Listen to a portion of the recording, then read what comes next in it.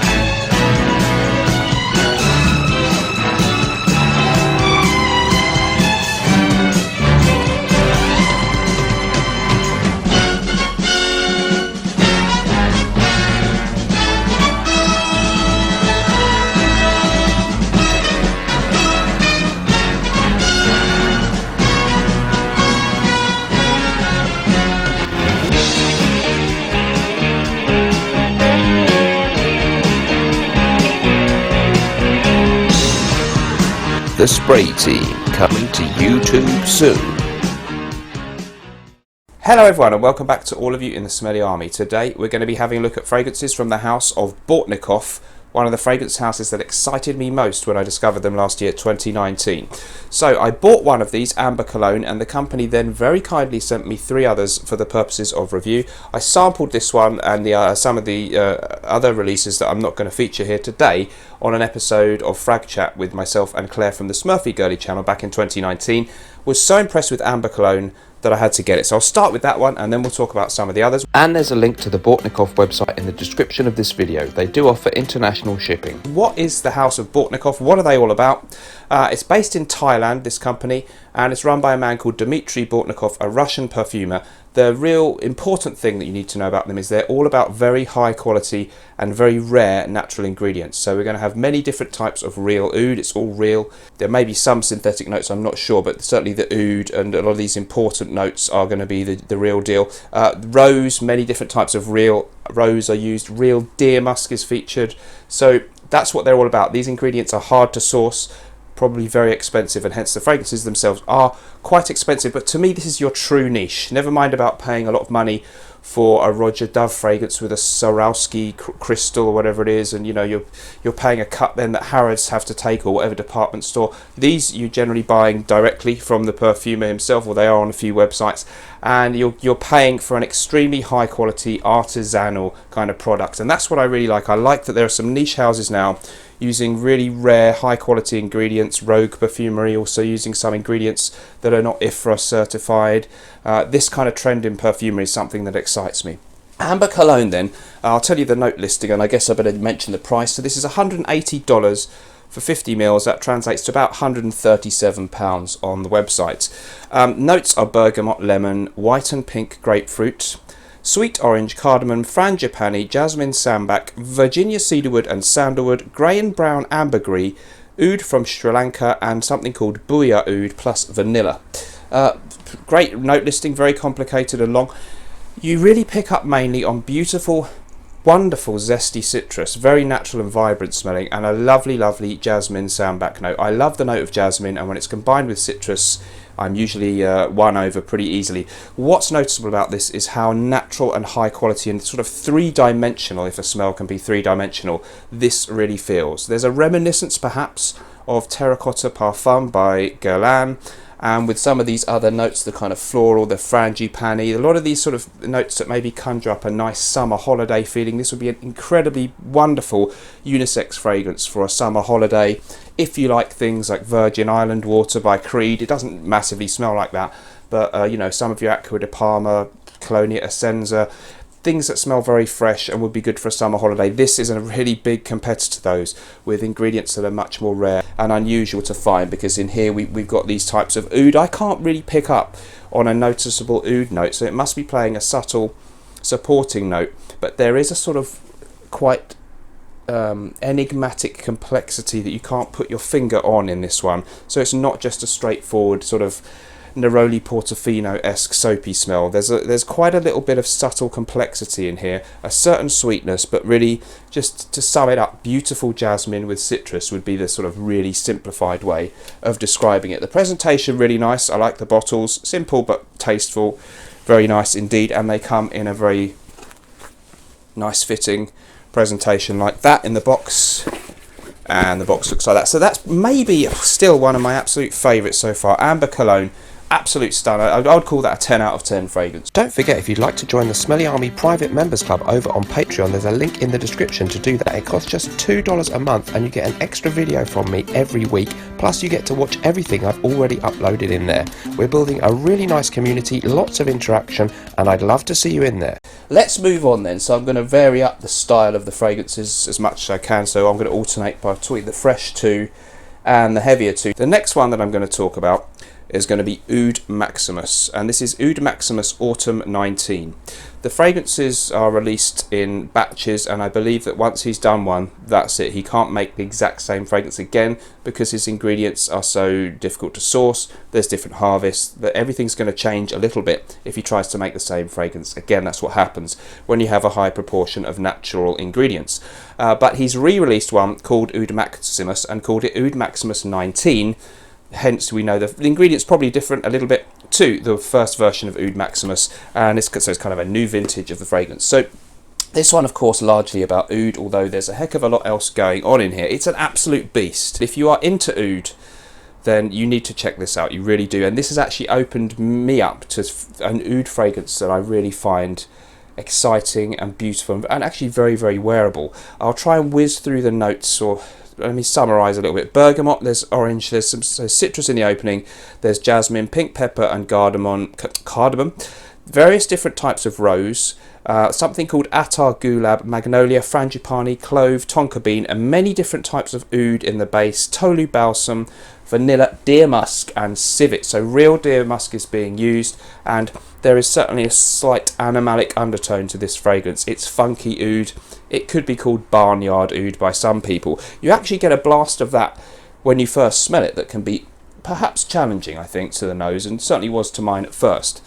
But after a few minutes, the initial blast of perhaps a barnyard oud, or a complex and funky oud, let's say, does dissipate to a certain extent, and you're left with a beautiful combination of floral tones, of very nice sweetness, a sort of musky sweetness, and a sexy, dark, woody, resinous kind of oud tone to this one. I find this fragrance very, very beautiful.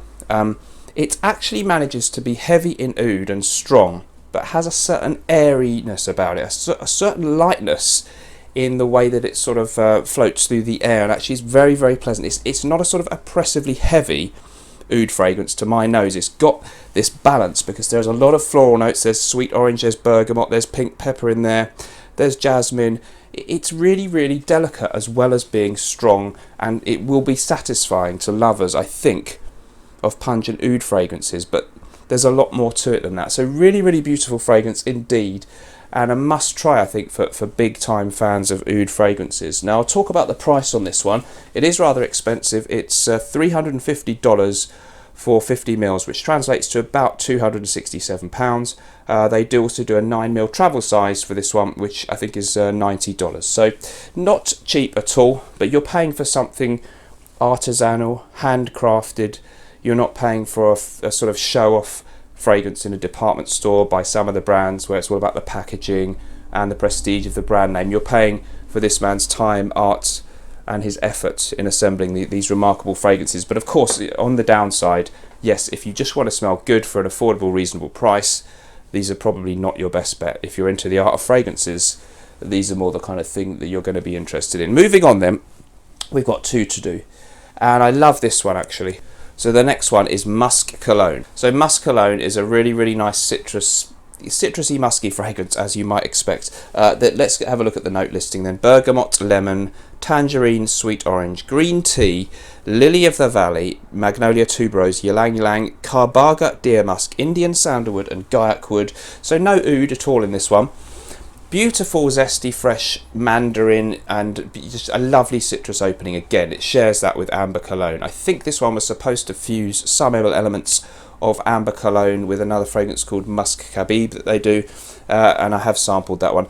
But we're going to talk about just these four today. This is exquisitely beautiful citrus stuff. Not so much of the sort of jasmine note that you had in Amber Cologne, and there is this more of a musky, perhaps arguably masculine undertone to the fragrance, with less of the sort of floral beachy feel that you might get from Amber Cologne. It lasts extremely well. All of them, by the way, I should mention, are very, very strong in performance. Even the Amber Cologne, more of a fresh fragrance, but that lasts ages. Oud Maximus, as you expect, pretty much beast mode, and this one, fantastic longevity and a very nice, not overly in your face sillage, but it's very much noticeable, but perhaps not over the top sillage, but great longevity. Pure quality, vibrant citrus, soft and sort of smooth muskiness, a little bit of sweetness in there. Let's have a look at some of the other notes on this one. So yeah, lots of floral notes actually, but minus the jasmine, and you notice the absence of the jasmine compared to the other one. And it's delicate, but it's complex, and it's absolutely beautiful. So yeah, and a nice sort of,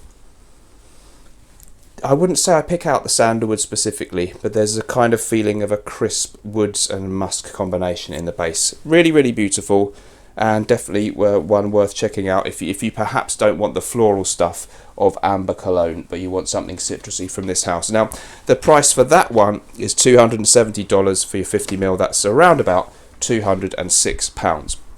We have one left to talk about, and that is Zemfira. I think that's a Russian musician. Correct me if I'm wrong. Anyway, don't know if it's named after her. Zemfira then is a rose oud combination, and that's a very cliched, overdone combination of fragrance notes some people feel. Zemfira does it probably better than any other combination I've smelled. But what you get from this one, none of that department store synthetic oud stuff, but all of this natural, really compelling, complex, difficult to, it smells a little bit different every time you smell it. You get that from the oud in this one, and the rose smells supernatural. It's rather a dark rose note actually. It's not a jammy rose, it's not a fluffy kind of feminine rose. The fragrance is very much unisex, but the rose in this kind of dark and a little bit mysterious. I'll just read the notes. It's quite a simple note listing actually, relatively. Bergamot, pink pepper, rose de mai, hybrid tea rose, I don't know what that is, Atlas cedar, Bengalian sandalwood, and Vietnamese oud. So just basically, if you love rose and oud combinations, it's supernatural smelling. It's got that lovely real oud that is, if you don't think you like oud because you've smelled so many standard department store oud fragrances, this could convince you differently. And there's a lot of houses out there that do use real oud now if you search around, and it's a whole different world to the sort of the standard accord that you get maybe even in a Tom Ford or YSL M7 or whatever. It's a different matter. So beautiful combination of rose and oud, fantastic longevity, very, very unisex, very much a beast mode fragrance, and an absolute stunner. Price on that one is $380 for 50 mils. So that translates to about £290. So if you are into artistry and fragrances, if you are excited about real and rare natural ingredients, if you want to see how a fragrance smells if they use real deer musk, if it's got many types of real oud, these are fragrances that you need to check out. If you are just looking to smell great for an affordable price, then these don't represent very good value for money for you. Let me know what you think about the video and what you think about these fragrances in the comments below. Thanks for watching. Remember, whatever you're doing in life, let's project. Bye bye.